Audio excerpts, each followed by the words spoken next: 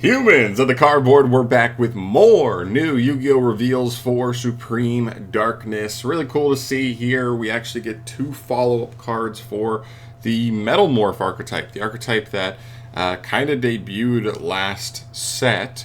That had the new Metal Red Eyes monster. It's clearly based on Bandit Keith, which is kind of cool. And we follow up with more of that, but actually sort of supporting Flame Swordsman as well, which is kind of cool. So, real quick, let's take a look at the artwork here. It looks pretty cool. I mean, it just straight up looks like Metal Flame Swordsman, basically exactly how the name goes, because that's actually the first monster we're looking at. So, starting off here, we have Metal Flame Swordsman. He's the new monster here. He's a level 6 fire machine, not a warrior, which is interesting. 2,500 attack, 1,600 defense. Cannot be normal summoned or set. He must be special summoned. Must first be special summoned. With Max Metalmorph, that was activated by tributing a level 5 or higher warrior monster. You can only use the first effect of this card's name once per turn. Alright, very cool. So that's how this archetype works. This like mini theme works. Is like they have the new Metalmorph cards that are like traps, and they tribute a certain type of monster, and that allows them to summon out some of their main deck boss monsters. But also none of them end up being bricks either, because they all just kind of search you for the trap. So it's not as clunky as it sounds, although it's not like the most resource efficient engine either. Alright, moving on. First effect, you can reveal this card in your hand to add 1 card that mentions Max Metalmorph from your deck to your hand, except for Flame Swordsman, and if you do, shuffle this card into the deck. It's pretty good. Yeah, I mean, it just searches any card in really like the whole engine.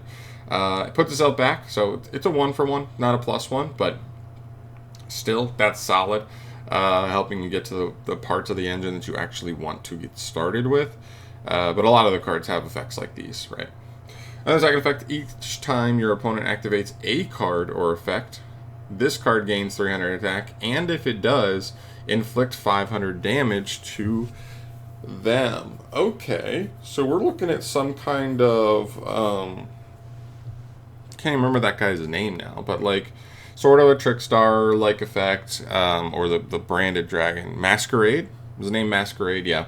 That I think burns every time you special summon, but this one's pretty nasty because this one's every single card or effect you take 500. So this one's gonna stack up pretty quickly here.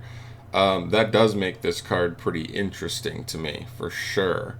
That's pretty cool. Alright, not like a crazy interaction, but like it does sort of, you know, it is sort of a floodgate. It puts your opponent on a certain number of effects before they just kind of burn themselves out of the game, where they have to kind of answer this card in a certain number of effects before they burn themselves to death, so that's pretty good.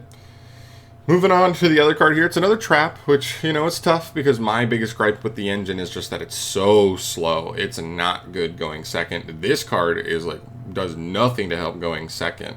And then another trap here, which I doubt will help as well, but we'll see. So this is Flame Metalmorph. This is a normal trap card. You can only use the first effect of this card's name once per turn. Tribute 1 face-up monster that mentions Max Metalmorph. So the monster you tribute even has to mention it. Okay. To special summon a monster from your deck that cannot be normal summoned or set and mentions Max Metalmorph, ignoring its summoning conditions, then you can equip this card to it as an equip card with this effect. The equipped monster, if it would be destroyed by battle or card effect, you can send this card to the graveyard instead. Alright, that one's not even good. I mean, it's fine, but you have to, basically this card's not live ever, right? Until you, well, I guess it can tribute the, they have like a normal summon monster in the strategy that's like a searcher, but the other one's just better, right? The regular Max Metalmorph is just better, I guess, but this one, I guess this one doesn't really need the correct type. It just kind of contribute any of the Max Metalmorph monsters to then get into a different one, which I guess is decent. Like, it helps you tag out into whichever, you know, utility you might want, especially with like you're probably going to try and end on Red Eyes the most. And then one, but he's an Omni Negate. So once you use the Omni Negate, I don't think he tributes himself or anything. So then being able to like trade him in once he's used his negate for a different one to get an interruption. Because I think some of the other ones also have like alright interruption effects as well. Try kind of getting into that. The weird thing is like I don't think it works that well with Flame Swordsman, because like if you're gonna start with Red Eyes, the Red Eyes one just to have the negate and then try to tag out into like the Flame Swordsman, you want Flame Swordsman up the entire turn, right? Because every single effect they activate, you want to be able to get that burn going on them. You don't want to wait for them to activate a couple of effects, pick and choose which one you want to negate, and then, you know, jump into your Flame Swordsman. So just a little weird there on that. This is like the Flame Swordsman and Flame Metalmorph, like that these are supposed to go together, but honestly, I would not be going into this one second. I would be going into one of the other ones with an interruption effect, probably. So that's a little weird, but like it's fine. This support isn't bad, but I don't think it does enough to make like the deck playable on its own. That's what I would have hoped for.